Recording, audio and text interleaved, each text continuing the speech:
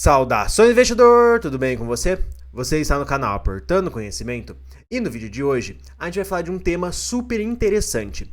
A gente vai falar sobre metas de investimento e talvez algumas das metas que você tenha podem estar gerando um efeito indesejado, um efeito que não vai ser tão bom assim para sua rentabilidade no longo prazo, e a gente vai discutir isso agora.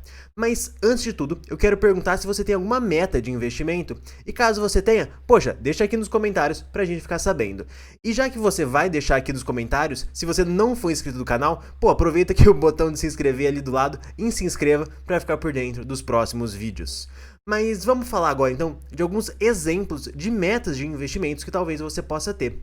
Talvez você possa ter a meta de aportar um determinado valor no mês, ou de você ter um determinado valor investido até lá em dezembro desse ano, ou então você pode ter uma meta de receber um determinado valor de dividendos com fundos imobiliários mensalmente.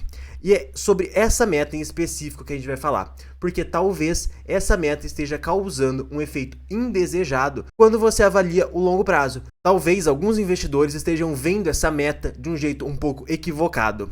E na verdade, por que essa meta pode vir a te atrapalhar? E por que é muito importante esse vídeo daqui?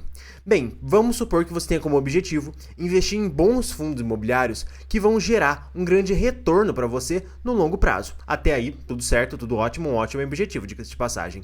Mas se você tiver como meta receber um determinado valor mensalmente em fundos imobiliários, você pode talvez ter um grande problema.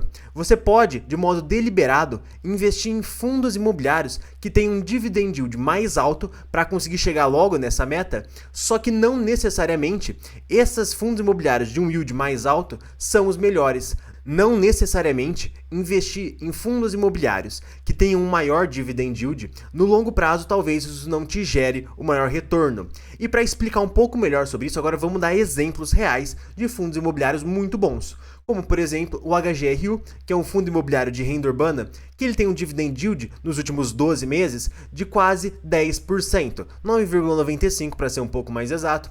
E aqui vale só lembrar também que aqui o dividend yield que a gente está pegando é o tanto que ele pagou de dividendos nos últimos 12 meses dividido pelo preço atual. Não necessariamente o tanto que ele vai pagar para os próximos 12 seja o mesmo, tá bom? Mas o HGRU, um fundo muito bacana, pagou ali quase 10% de dividend yield nos últimos 12 meses. A gente tem também o BTLG, que é um fundo de logística que investe em imóveis logísticos, em galpões e tudo mais, e tem um dividend yield ali próximo a 9,5% ao ano, e também o XPLG, que é um fundo imobiliário de shoppings que tem um dividend yield muito próximo a 9%, também um outro fundo muito bom.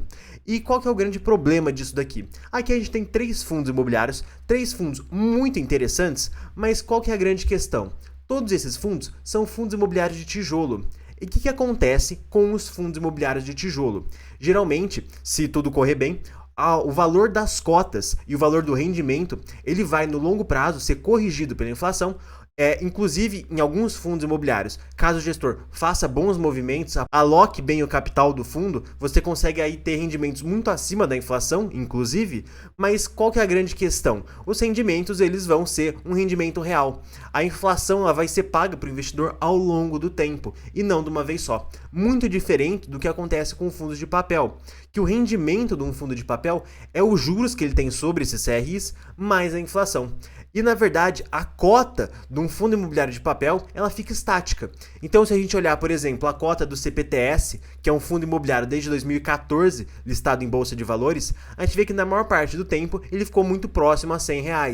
Por que isso? Por que ele não corrigiu pela inflação desde 2014? Porque essa correção pela inflação que ele deveria ter já foi paga na forma de rendimento. Então, o que é melhor? Fundo de tijolo ou fundo de papel? Bem, não tem uma resposta certa, mas é errado você comparar o dividend yield do fundo de tijolo com o dividend yield do fundo de papel. Porque quando a gente pega fundos imobiliários de papel, como eles pagam o juros real mais a inflação junto, a gente tem um dividend yield muito maior e a cota acaba não valorizando de preço. Então aqui é muito comum a gente ver um dividend yield de um fundo de papel na casa de 15, 16, 17, até 20% no caso do Deva, porque ele caiu bastante, então o preço atual dele está extremamente baixo comparado aos últimos 12 meses e por isso que o dividend yield dele acabou subindo bastante. Mas quando a gente faz essa comparação, a gente percebe que pode ser um erro do investidor, um erro muito grande, se ele quiser atingir um determinado valor de renda passiva por mês investindo em fundos imobiliários, é um erro muito grande ele só ficar comprando fundo de papel um atrás do outro, porque eles são o que mais pagam, quando na verdade, no longo prazo, quando a gente for analisar um horizonte maior de eventos, os fundos de tijolo podem ter uma rentabilidade muito maior do que de um fundo de papel. Eles podem, a cota vai valorizando com o tempo, eles vão aumentando os rendimentos com o tempo, então no longo prazo, talvez alguns fundos de tijolo possam ter rendimentos maiores do que fundos de papel. Então é um erro só comprar fundo de papel devido ao maior yield. Então por isso que essa meta, na minha opinião, de ter um determinado valor de renda passiva mensalmente, não é uma meta interessante do investidor ter. É muito mais interessante ele ter uma meta de aportar um determinado valor mensalmente ou de ter um determinado valor investido até o final do ano, por exemplo, do que ter uma meta de rendimentos mensais que ele deveria receber. Mas essa, obviamente, é só a minha opinião e se você discordar, você pode deixar aqui nos comentários também. Gente, esse vídeo vai chegando ao fim. Muito obrigado a todos e até o próximo vídeo.